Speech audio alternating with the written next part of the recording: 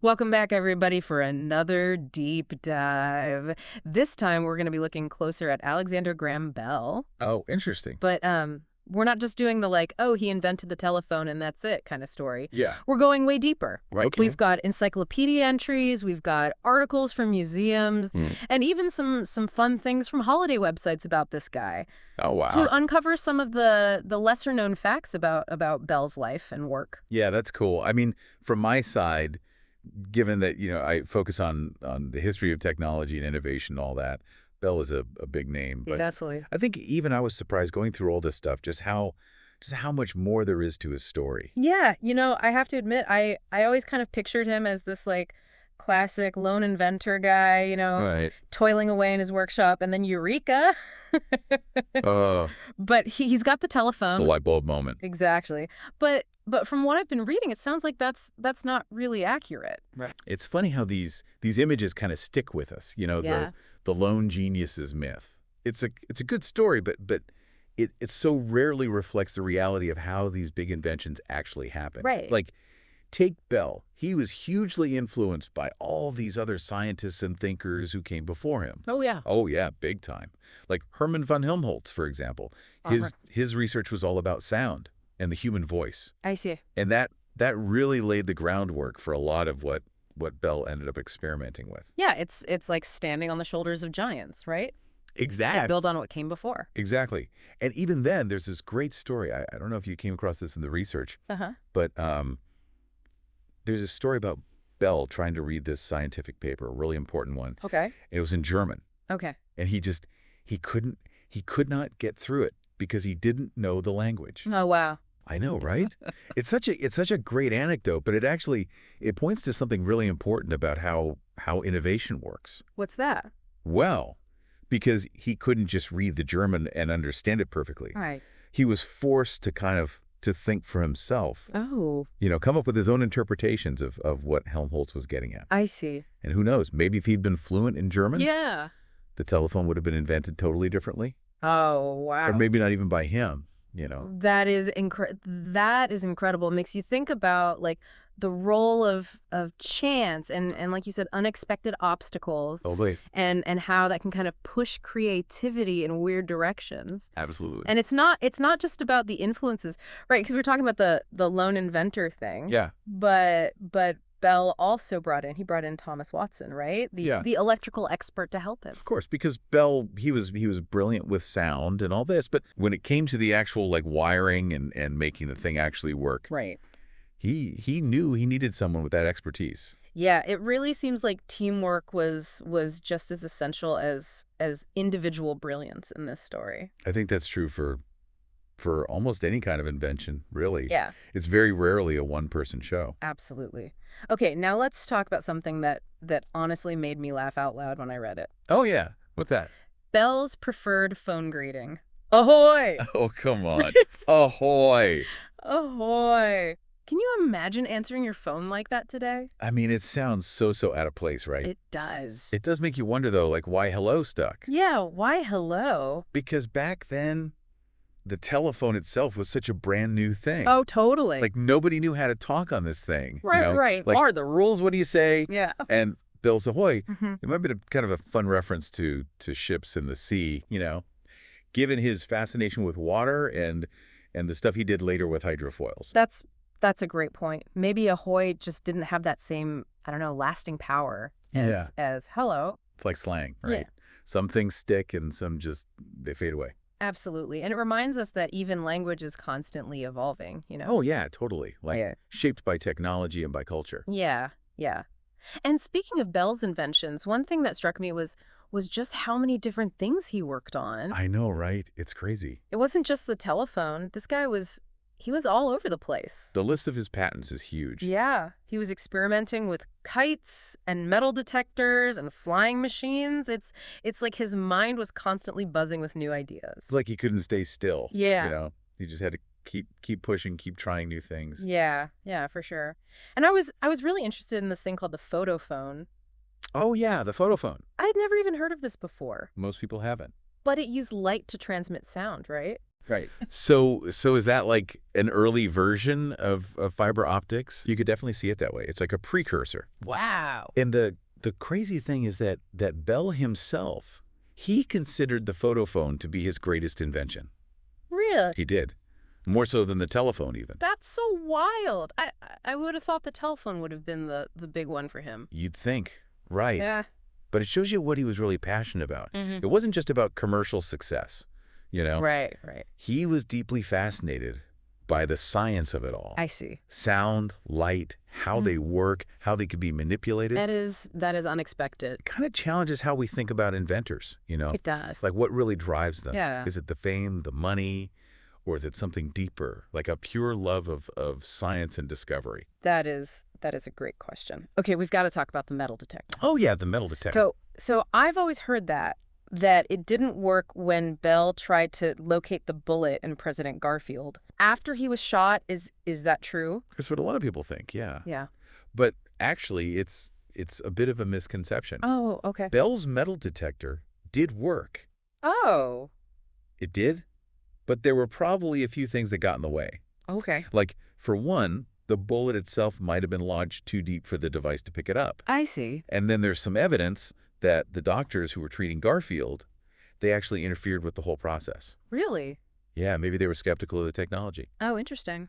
Or maybe they just, weren't comfortable with this newfangled thing being used on the president. It really is amazing how history can get kind of twisted over time. It is. Like, we get these stories and they become the accepted truth. Yeah. But when you dig a little deeper, Yeah. often a much more complicated story emerges. Absolutely. And this whole metal detector thing, it actually kind of ties into another aspect of Bell's life that I found really interesting. Oh, yeah. It's all his humanitarian work.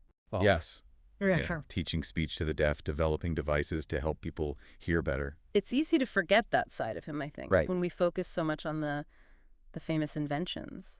It's like there was this whole other side to him. Absolutely. That went beyond just gadgets and inventions. Yeah. It's like he really wanted to use his knowledge to make a difference. I think it was very personal for him, His Yeah. mother was deaf, Right. And later, his wife. Right. So he saw firsthand the challenges that deaf people faced. Yeah, that makes sense. And it definitely fueled his passion for breaking down those communication barriers and improving people's lives. Yeah, yeah. It's a good reminder that behind every invention, behind every scientific breakthrough, Uh-huh. there's a human story, right? Absolutely. There's a reason why someone is driven to create something new. That's not just gears and wires, Yeah. Okay, now get ready because we're about to switch gears a little bit here and dive into the world of speed. Oh, speed. I like speed. Bellsy's HD4 hydrofoil. Yes. This thing was a speed demon on water, shattering records left and right. I know. It's amazing. What was he thinking? Was he just a thrill seeker? Well, I don't know about that. Although he definitely enjoyed pushing boundaries. Yeah. But you have to remember, this was the early 1900s, right? Oh, Like yeah. technology was changing so rapidly back then. Yeah. It was like a global race for innovation, Yeah. Like everyone was trying to go faster, further, higher. Totally. Think about what was happening with airplanes at the same time and Yeah. cars. Yeah, I see. It was a really exciting time to be involved in technology. And Bell was right there in the middle of it. Oh yeah, he was always pushing the limits of what was possible. And before we move on, we gotta talk about the Aerial Experiment Association. Oh yes, of course. Bell and Flight. This was even before the Wright brothers, right? That's right, yeah. So what's the deal with that? Well, they weren't the first to actually achieve flight, Oh, okay. but their work, especially with this thing called the Silver Dart, The Silver Dart. it was a huge moment for Canadian aviation. I see. And it all kind of goes back to his childhood fascination with birds and kites. It's like he never lost that sense of wonder, And right? Never. And Right. that desire to conquer the skies. It's really inspiring. It is. Okay, we need to talk about something a little bit more sensitive before we wrap up this part of our deep dive. Okay. Bell's work on deaf heredity. Right. This is something that we need to approach carefully. Absolutely. So I'm really interested to hear your thoughts on this. What do the sources actually say about Bell's stance on this issue? Okay, well, first of all, it's really important to come at this with nuance and sensitivity. Right. The historical context surrounding all of this is really complex. Yeah. And it's easy to misinterpret things or to project our modern day thinking onto Bell's work. Right, right. But Yeah. but what we can say for sure is that he was deeply interested in the science of heredity. Okay. And his research on deafness specifically, it came from this desire to really understand the causes and potential patterns of how it was passed down. Yeah. But it's really important to note that his views and his research, Okay. it needs to be understood within the context of what people knew back then Yeah, yeah. and the norms of society at the time. That's a really important point. We can't judge historical figures solely through our modern lens, right? Exactly. Like science changes, society changes. All the time. What might have seemed like valid research a century ago could be viewed totally differently today. Yeah, and that's okay. It's about recognizing how scientific thought evolves. Right, right. And understanding how the context of society shapes research and how people interpret it. This is already so much more than just a telephone story, isn't it? Oh, absolutely. We've gone from the science of sound to the history of flight. It's amazing. Personal tragedies to world-changing inventions. It's all connected. It's clear that there's so much more to Alexander Graham Bell than meets the eye. Oh yeah, for sure. But we're gonna take a short break. Okay. And we'll come back for part 2, where we'll continue to uncover the fascinating life and legacy of this really extraordinary inventor. I'm ready when you were. Awesome. He really was a man of many talents and passions. Like Yeah. it's amazing how he just kind of moved from one thing to the next. Yeah. You know, always driven by that curiosity. You're right. It's like his mind was a constant whirlwind of ideas. Yeah. Speaking of which, I'd love to circle back to the HD4 hydrofoil for a second. Okay, yeah. We talked about how fast it was, breaking all those records. Right. But I'm still curious about how it actually worked. Was Yeah. it literally like a boat with wings? You know, that's a pretty good way to think about it, yeah? Imagine like these long wing-like structures Uh-huh. attached to the hull of the boat. Okay. And as the boat speeds up, Yeah. these hydrofoils, they lift the whole hull out of the water. So it's like the boat is flying above the surface. Exactly. Yeah, that's the idea. Wow. And by doing that, by reducing the drag I'll catch that you it. get from the water resistance, Right. hydrofoil, Right. it could go way faster than traditional boats. So it's using the same like principles of lift and drag that make airplanes fly, Yeah, pretty much. but in the water. Exactly. Yeah, it's applying those same principles Yeah. to a nautical context. That is incredible. It's like he took the idea of flight Uh-huh. and just adapted it to water. Yeah, he was always thinking outside the box, That's amazing. No wonder the HD4 was such a speed demon. Right. Okay, and speaking of flight, I want to go back to the Aerial Experiment Association for a minute. And their work with the Silver Dart, we mentioned it was a big deal for Canadian aviation. Right, But what was so special about it? What were the key innovations that Bell and his team came up with? With the Silver Dart, it wasn't necessarily about some brand new technology. Right. It was more about taking what was already there, Yeah. refining it, and really achieving that sustained, controlled flight. I see. This was just a few years after the Wright brothers, right? Yeah. So the Silver Dart, it built on that foundation. Okay. Showed everyone that heavier than air flight, it was possible. Yeah. And it really inspired future generations of Canadian aviators. It's amazing to think that, this all goes back to his childhood fascination with birds and kites. Right. Full circle. It's like he never lost that sense of wonder and that desire to kind of conquer the skies. Yeah, it's really inspiring. It is. Okay, before we wrap up our deep dive, Yeah. I wanna circle back to Bell's work on deaf heredity. Okay, yeah. A topic we touched on earlier. Right. We've established that his research, should be viewed within the context of his time. Of course, yeah. But I'm curious about the specifics, Okay. the methods and conclusions of his research. Yeah, right. What were the prevailing scientific beliefs about heredity back then? Well, in the late 19th and early 20th centuries, Yeah. the science of genetics, it was still really new. Okay. Mendel's work on inheritance Yeah. patterns. It was rediscovered around the turn of the century. I see. But the complexities of human genetics, it was still poorly understood. There were a lot of different theories floating around about how traits were passed down, including deafness. Right. And Bell, he was right in the middle of all these scientific discussions.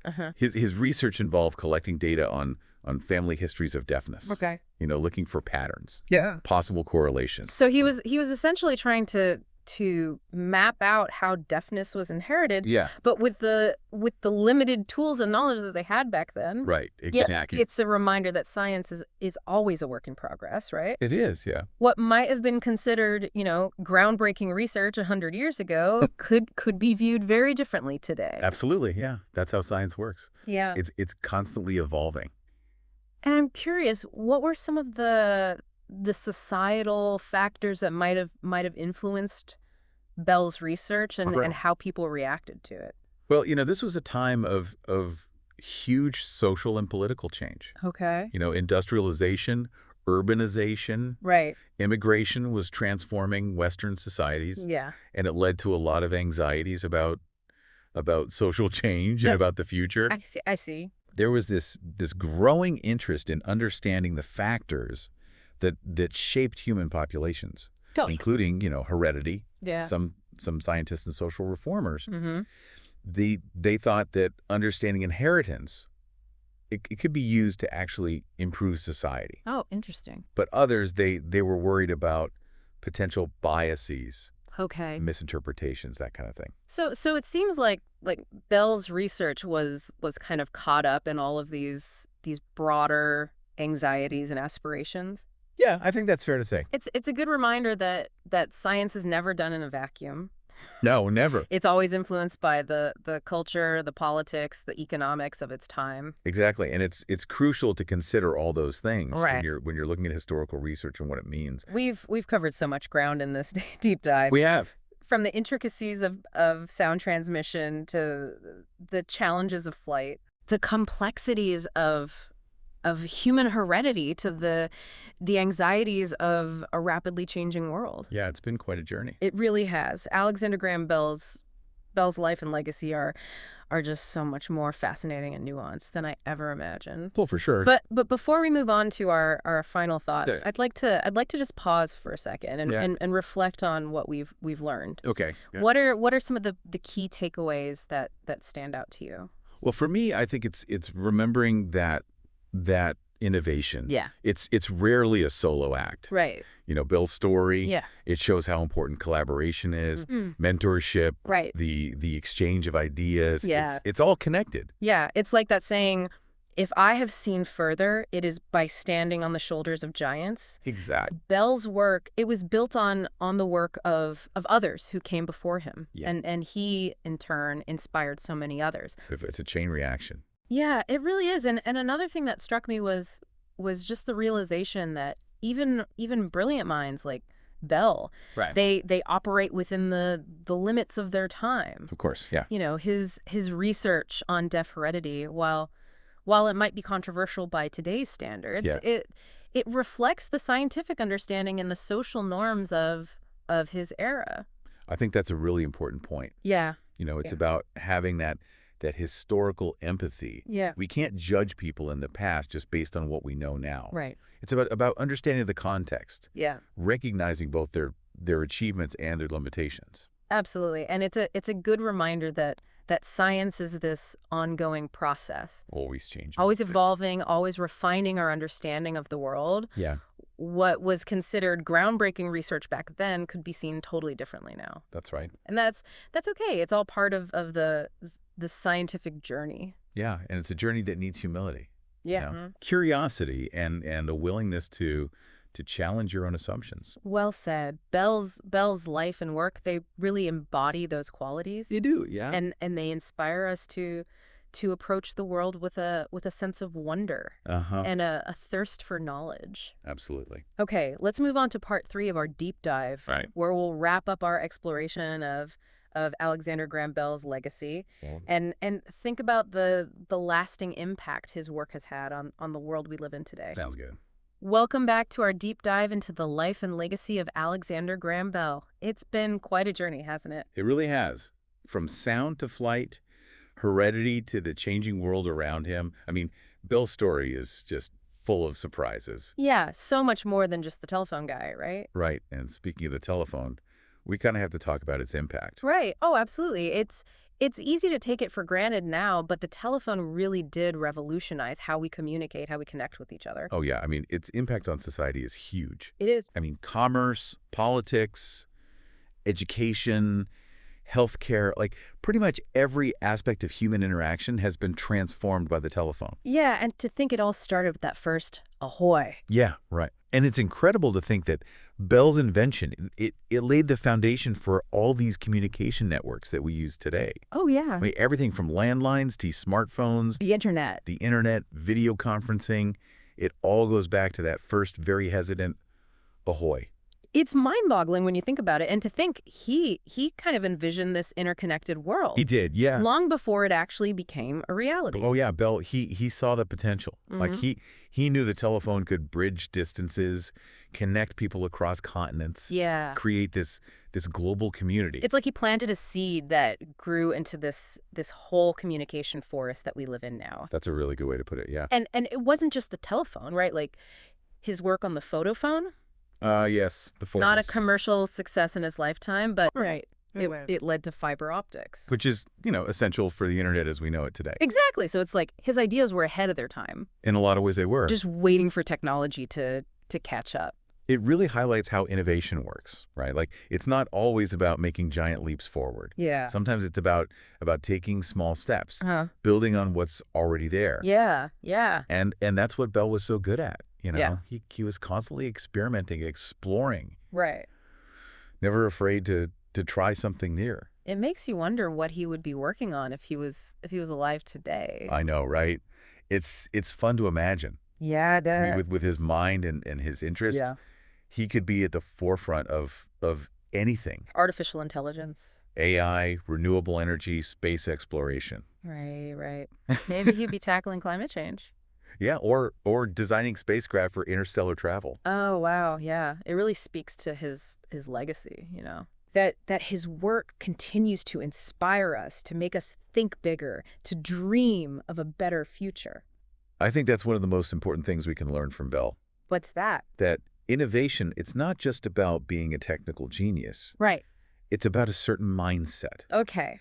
a way of looking at the world with curiosity, with creativity, Yeah. a relentless pursuit of knowledge. And that's something that we can all cultivate, right? Oh, absolutely, yeah. It's not limited to inventors or scientists. Uh-huh. It's a way of being. It's about embracing the unknown, Yeah. challenging assumptions, Mm. always looking for new ways to make things better. It's so empowering to think about that. It is. Like, we all have the potential to be innovators in our own way. Right, whether it's a new business idea Yeah. or just finding creative solutions to everyday problems. Absolutely. It's about that spark of curiosity, Yeah. that desire to learn and to grow. Well said. And who knows, maybe one of our listeners will be inspired by Bell's story. Yeah. To go out and make their own mark on the world. To invent something groundbreaking, to solve a problem, to leave their own legacy. That is a fantastic thought to end on. So, to all our listeners out there, Yeah. keep that spark of curiosity burning, embrace that spirit of innovation, Don't be afraid to try new things. and never stop exploring. Thank you for joining us on this deep dive into the life and legacy of Alexander Graham Bell. It's been a pleasure. We hope you enjoyed it. Until next time, keep those minds curious and those spirits adventurous.